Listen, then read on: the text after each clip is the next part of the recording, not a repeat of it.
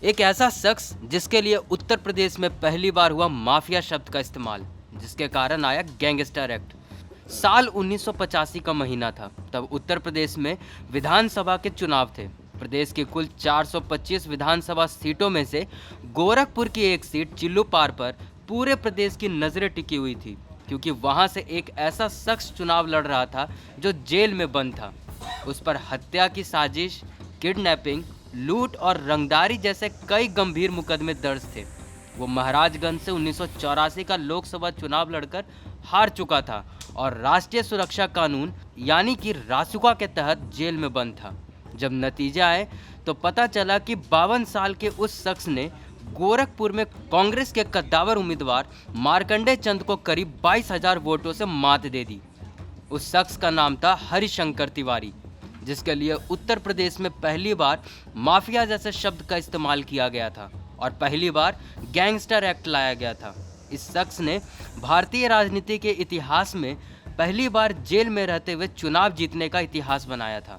हरिशंकर तिवारी ने चिल्लूपार से विधायक बनकर अपराध और राजनीति का एक ऐसा कॉकटेल तैयार किया कि उसकी कोई दूसरी मिसाल खोजने से भी नहीं मिलती है। 70 के दशक में पूरे गोरखपुर की राजनीति के केंद्र में सिर्फ एक ही जाति का वर्चस्व था और वो था ठाकुरों का। गोरखपुर की राजनीति का केंद्र गोरक्षपीठ था, जिसे ठाकुरों का खुला समर्थन था, लेकिन मठ का राष्ट्रीय स्वयंसेवक संघ यानी कि आरएसएस से पुराना रिश्ता था और विचारधारा भी काफी मिलती जुलती थी। ये बात कांग्रेस को खलती थी, क्योंकि केंद्र हो या राज्य, सरकार तो कांग्रेस के ही थी। और ये वो दौर था जब गोरखपुर विश्वविद्यालय पूर्वांचल में पढ़ाई के सबसे बड़े केंद्रों में से एक था। वहाँ भी ठाकुरों का ही वर्चस्व था, जिसके नेता रविंद्र सिंह हुआ करते थे और वे गोरखपुर विश्वविद्यालय के अध्यक्ष भी बनाए गए थे। तो ऐसे में पूरे शहर पर ठाकुरों का एक छत्र राज हो गया था। और इसी दौर में ब्राह्मण समुदाय से ताल्लुक रखने वाले हरिशंकर तिवारी भी गोरखपुर में मौजूद थे, जो किराए का कमरा लेकर रहते थे। ठाकुरों के विरोधी ब्राह्मणों को लामबंद कर वो राजनीति कर रहे थे। ठेके पट्टे से लेकर आपसी लड़ाई झगड़े को भी सुलझाने लगे थे और प्रशासन भी उनकी काफ़ी मदद कर रहा था, क्योंकि कांग्रेस सरकार चाहती थी कि गोरखपुर पर मठ और ठाकुर दोनों का प्रभाव कम से कमतर किया जा सके। और यहीं से गोरखपुर में शुरू हुई ब्राह्मण बनाम ठाकुर की लड़ाई, जिसने गैंगवार का रूप धारण कर लिया। कहते हैं कि रविंद्र सिंह विधायक बन गए, लेकिन 1978 में राजधानी लखनऊ में उनकी हत्या हो गई, तो ठाकुरों का सारा दारोमदार वीरेंद्र शाही पर आ गया। अब वही ठाकुरों के सबसे बड़े नेता थे। तो ऐसे में हरिशंकर तिवारी और वीरेंद्र शाही की लड़ाई बढ़ती गई। हर रोज गैंगवार होने लगा। इसी बीच 1985 का साल आया। वीर बहादुर सिंह मुख्यमंत्री बन गए। वे रहने वाले गोरखपुर के थे, तो सब जानते थे और सबको जानते थे, लिहाजा सख्ती शुरू की गई। अलग से गैंगस्टर एक्ट लाए गए और हरिशंकर तिवारी पर भी लगा दिया गया। लेकिन हरिशंकर तिवारी उस वक्त माननीय विधायक थे। उन्होंने पहला चुनाव जीतने के बाद कभी पीछे मुड़कर नहीं देखा। अपराध के ऊपर राजनीति का मुलम्मा चढ़ाकर उन्होंने खुद को ऐसा पेश किया कि वो हर सरकार की जरूरत बनते चले गए। 1985 में कांग्रेस प्रत्याशी को चुनाव हराने वाले हरिशंकर तिवारी चंद दिनों में ही कांग्रेस के चहेते बन गए, क्योंकि उस वक्त पूरे देश में ब्राह्मणों के सबसे बड़े नेता के तौर पर कमलापति त्रिपाठी उभरे थे। और हरिशंकर तिवारी ने गोरखपुर के बढ़लगंज में ब्राह्मणों का एक कार्यक्रम करवाया और उसमें कमलापति त्रिपाठी को भी आमंत्रित किया। हरिशंकर तिवारी विधायक तो बन ही गए थे, तो कमलापति त्रिपाठी भी आए। वह जाने लगे तो हरिशंकर तिवारी भी साथ आए और उनको छोड़कर लौटे। और इसी बीच पुलिस ने हरिशंकर तिवारी को गिरफ्तार कर लिया।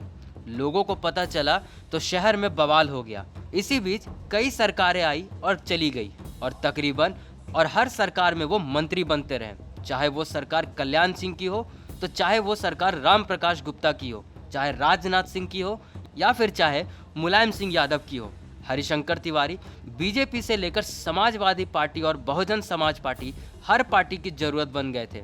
उनके इसी राजनीतिक रसूख ने उन्हें अपराधियों का भी चहेता और दुश्मन बना दिया था। और एक ऐसा ही दुश्मन श्री प्रकाश शुक्ला था, जो चिल्लूपार के ही मामखोर गांव का रहने वाला था। वो श्री प्रकाश शुक्ला जिसने हरिशंकर तिवारी के सबसे बड़े दुश्मन वीरेंद्र प्रताप शाही की राजधानी लखनऊ में सरेआम AK-47 से गोली मारकर हत्या कर दी थी। 1997 में हुई इस हत्या के पीछे कहा गया कि हाथ तो हरिशंकर तिवारी का ही है, लेकिन तब श्री प्रकाश शुक्ला ने हरिशंकर तिवारी को भी मारने की कसम खा ली थी, क्योंकि वो उसी सीट पर विधायक बनना चाहता था और उसी चिल्लूपार से विधायक हरिशंकर तिवारी थे। श्री प्रकाश शुक्ला के कहे में तो दम भी था, क्योंकि उसने वीरेंद्र शाही जैसे कद्दावर नेता की हत्या की थी। बिहार सरकार में मंत्री रहे बृज बिहारी प्रसाद की भी हत्या श्री प्रकाश शुक्ला के द्वारा ही की गई थी। इसी बीच ये खबर आई कि श्री प्रकाश शुक्ला ने मुख्यमंत्री कल्याण सिंह को भी मारने की सुपारी ले ली। फिर क्या था, उत्तर प्रदेश पुलिस ने स्पेशल टास्क फोर्स बनाई, श्री प्रकाश शुक्ला का घेराव किया और 22 सितंबर 1998 को गाजियाबाद में उसका एनकाउंटर कर दिया गया। हरिशंकर तिवारी ने 2007 के बाद कोई चुनाव नहीं जीता। राजनीतिक विरासत उनके बेटों ने संभाली। एक बेटा सांसद बना, दूसरा विधायक, और परिवार के और भी लोग राजनीति में हैं।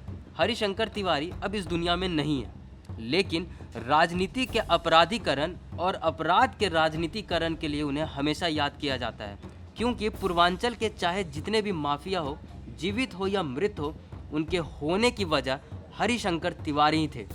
तो इस वीडियो में इतना ही। इस वीडियो पर आपकी क्या राय है, हमें कमेंट करना ना भूलें और हमारे YouTube channel IBC24 UP UK को जरूर सब्सक्राइब करें। नमस्कार।